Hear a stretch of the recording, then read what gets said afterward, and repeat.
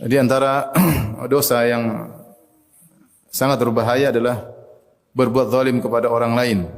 Al-Imam Syafi'i rahimahullah pernah berkata, bi'saz zat ilal ma'ad al-udwanu 'alal ibad. Seburuk-buruk perbekalan menuju hari kebangkitan adalah berbuat zalim kepada orang lain. Oleh karenanya diriwayatkan dari Sufyan Ats-Tsauri rahimahullah, beliau pernah berkata, la an alqallaha bi 70 dhanban fima baini wa bainallah ahwan fima bainaka wa bainallah ahwan anta min an talqahu bi dhanbin wahidin fima bainaka wa bainal ibad. Engkau bertemu dengan Allah dengan membawa 70 dosa, antara engkau dengan Allah itu masih lebih ringan daripada engkau bertemu dengan Allah dengan membawa satu dosa saja antara engkau dengan hamba-hamba Allah yang lain. Hal ini karena Allah Subhanahu wa taala adalah Maha Pengampun lagi Maha Penyayang.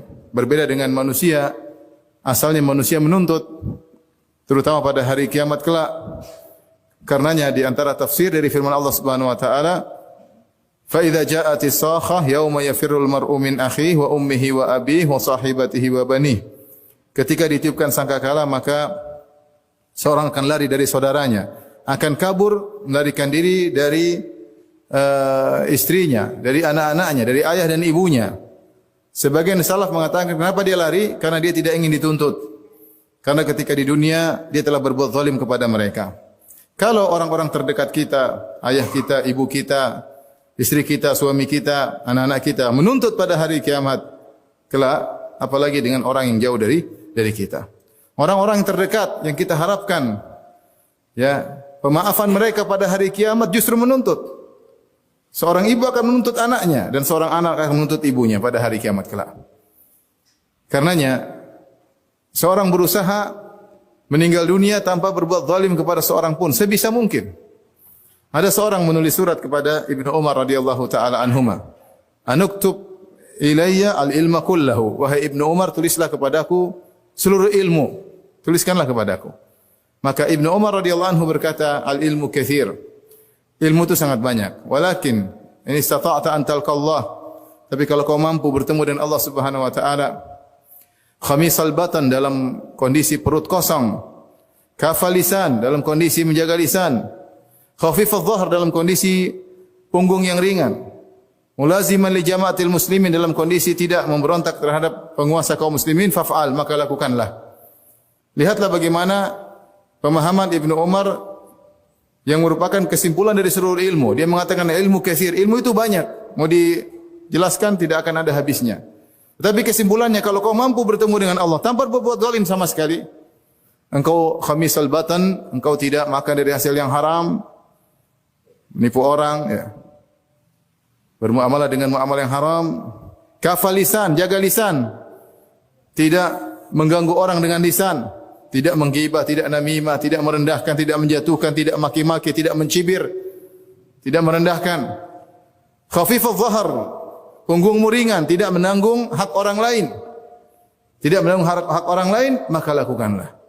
Lihatlah kesimpulan Ibnu Umar dari segala ilmu, kesimpulannya kau meninggal jangan berbuat zalim dengan orang lain, jangan bikin masalah sama orang lain. Hal ini kenapa? Jika kita dibangkitkan pada hari kiamat kala berbuat zalim kepada orang lain, maka kita harus membayar dengan kebaikan-kebaikan. Dalam satu hadis Rasulullah SAW bersabda, "Man kanat lahu madlamatun li akhihi min ardin aw syai'in falyatahallalhu minhu al-yawm qabla an la yakuna dinar wala dirham."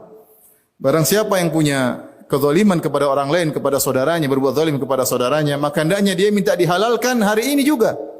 Sebelum datang hari di mana tidak ada dinar dan dirham, tidak ada. Semua dibangkitkan tanpa membawa apa-apa. Jangan bawa dinar dirham, pakaian tidak punya, alas kaki tidak ada. In kanat lahu hasanat ukhidat minhu qadra madzlamati. Kalau dia punya kebaikan-kebaikan, punya pahala-pahala, akan diambil darinya untuk membayar kezaliman yang dilakukan. Sekadar kezaliman yang dia lakukan. Wa illam takun lahu hasanat. Kalau dia tidak punya kebaikan-kebaikan, ukhidat min sayyiati sahibihi thumma turihat alaih, maka dosa-dosa orang yang dia zalimi akan diambil dan dilemparkan kepadanya. Ini perkara yang mengerikan. Makanya Rasulullah SAW mengabarkan tentang orang yang merugi. Atadruna manil muflis? Tahukah kalian siapa orang yang bangkrut? Muflis itu orang yang bangkrut. Para sahabat mengatakan al-muflisu man la mata' wala dirham wala dinar. Namanya orang bangkrut tidak punya dinar, tidak punya emas, tidak punya perak, tidak punya aset. Kata Rasulullah SAW, al-muflisu min ummati, orang yang bangkrut dari umatku. Man ya'ti yaumal qiyamah, orang yang datang pada hari kiamat, bi salatin wa zakatin wa siyamin, dia bawa pahala salat, dia bawa pahala zakat, dia bawa pahala puasa, pahala sangat banyak. Wa ya'ti, akan tetapi waqad syatama hadza wa qad daraba hadza wa safaka dama hadza wa akhadha mala hadza. Tetapi ternyata dia telah di dunia, ketika di dunia dia telah mencela orang lain, telah mencela si fulan, dia telah mukul si fulan, dia telah makan harta si fulan, dia telah menumpahkan darah si fulan. Ya. Maka wa yu'ta hadza min hasanati wa hadza min hasanati, maka pahala-pahalanya diambil diberikan kepada orang yang dia zalimi. Fa in faniyat hasanatuhu qabla an yuqda ma alaihi, kalau ternyata pahala-pahalanya sudah habis sebelum lunas dosa kezalimannya, ukhidat min sayyiatihim faturihat alaihi thumma turiha finnar, maka dosa-dosa mereka akan diambil kemudian dilemparkan kepadanya, dipikulkan kepadanya, kemudian dilemparkan dalam neraka jahanam. Waliyadzubillah. Karenanya, ma'asyiral muslimin, seorang berusaha ya hidup di atas muka bumi ini tidak berbuat zalim kepada siapapun. Rasulullah SAW bersabda, "Zulm zulumatun yaumal qiyamah." Kezaliman adalah kegelapan yang bertubi-tubi pada hari kiamat kelak. Apa yang dimaksud dengan kegelapan yang bertubi-tubi pada hari kiamat kelak? Ada yang mengatakan maksudnya maknawi, yaitu orang yang berbuat zalim dia akan susah dan payah dalam setiap kondisi pada hari kiamat kelak, dibangkitkan dalam kepayahan. Dikumpulkan di padang mahsyar di bawah terik matahari dalam kepayahan. Dihisap dalam kesulitan, ditimbang dalam kepayahan. Semua dia akan merasakan kesulitan.